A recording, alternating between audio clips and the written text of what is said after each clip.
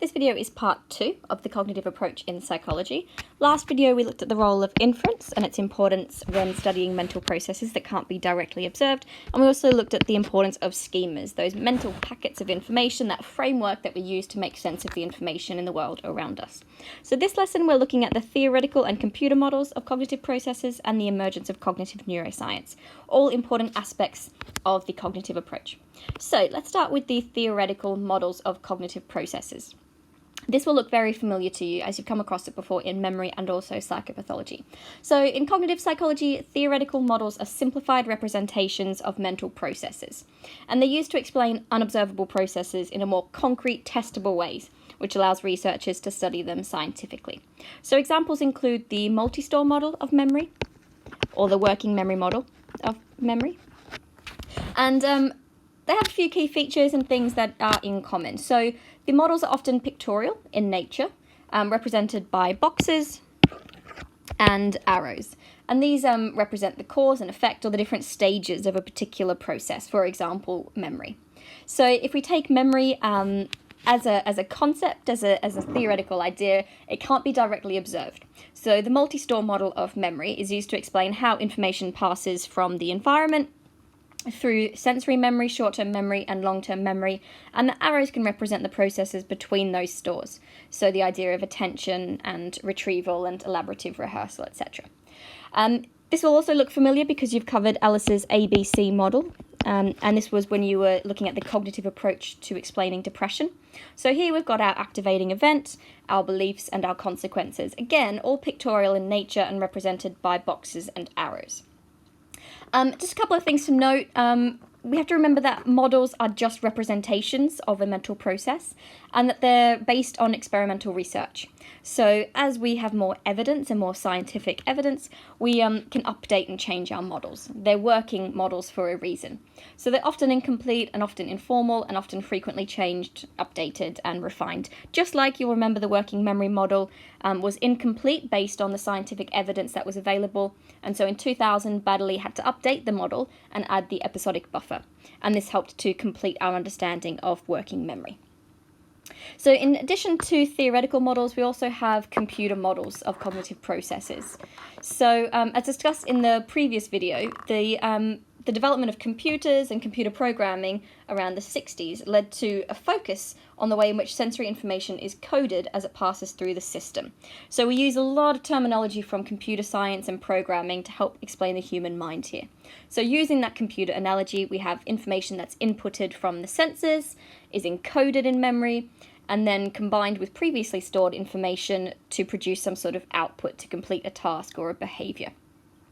A computer model is a good example for us to explain the human mind. We've got information that's stored on a hard disk, like in long-term memory, and we've also got RAM, which is sort of temporary storage of information that's reset once the task is complete, and this links quite well to working memory. So you can see that there are nice parallels that we can draw between human memory and a computer model. And so for complex mental processes, drawing parallels and using the same terminology to computer science is really, really handy. And computer analogies have proven really useful in the development of thinking machines or artificial intelligence. By understanding how we process information, store information, and then make decisions, we can program these computers, these smart computers, that are capable of intelligent human-like behavior. And this has led to the development of AI and machine learning, and we're at a really, really exciting part, really, in the journey of cognitive neuroscience and AI, because we're able to make machines that are able to think and respond like humans, to the point that we're now unable to recognize whether something is a machine or is a human. So some really, really important developments based on the idea of cognitive processes being likened to computers via computer models. And the last important aspect of the cognitive approach, and the one that's, I think, most exciting, is the emergence of cognitive neuroscience. So cognitive neuroscience is the scientific study of brain structures, mechanisms, processes, and chemistry that underlie our mental processes. Essentially, it's mapping different brain areas and functions, so brain areas and processes, to specific functions. We've done this a lot throughout the course. So for example, you're learning about biopsychology at the moment, and we're able to link Broca's area in the frontal lobe to speech production.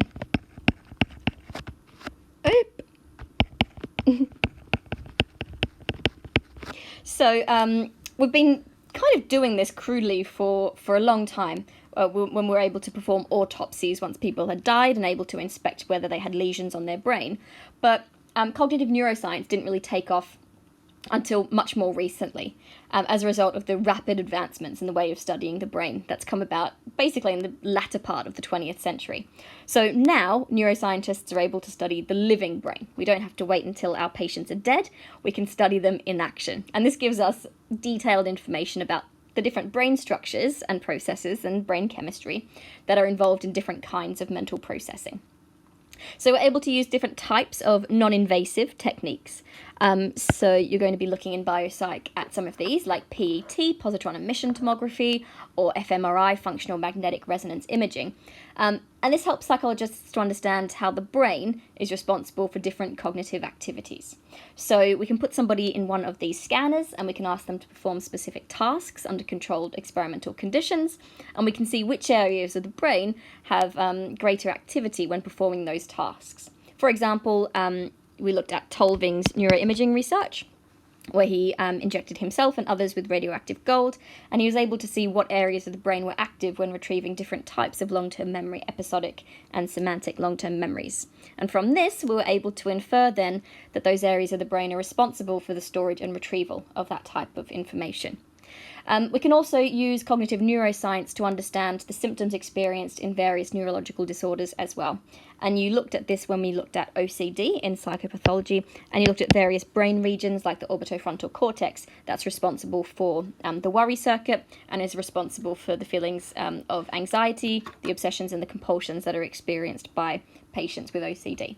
So cognitive neuroscience has been very, very important for our understanding of the brain. It's essentially merging the areas of cognitive psychology and our understanding of mental processes with biological psychology and anatomy. So trying to understand the anatomy and the biology behind a mental process. This definition is super important for you to learn. There's two parts to it. It's studying the brain structures, mechanisms, processes, and chemistry, so the biology that underlies our mental processes.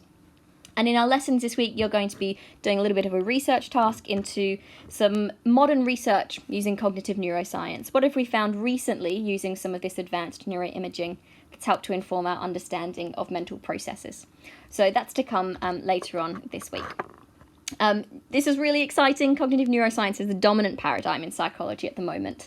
And for those of you that are considering going off to study psych at university, this is definitely going to be taking up a lot of your course, something that people are really interested in at the moment, a fascinating area of psych. So just to sum up, let me go back to our key aspects. So we've covered the role of inference and schemas in the previous video, and here we've covered the theoretical models, computer models, and the emergence of cognitive neuroscience. So lots of different aspects of cognitive psychology, a really, really fascinating area of research. So we'll be talking about this in our lessons this week.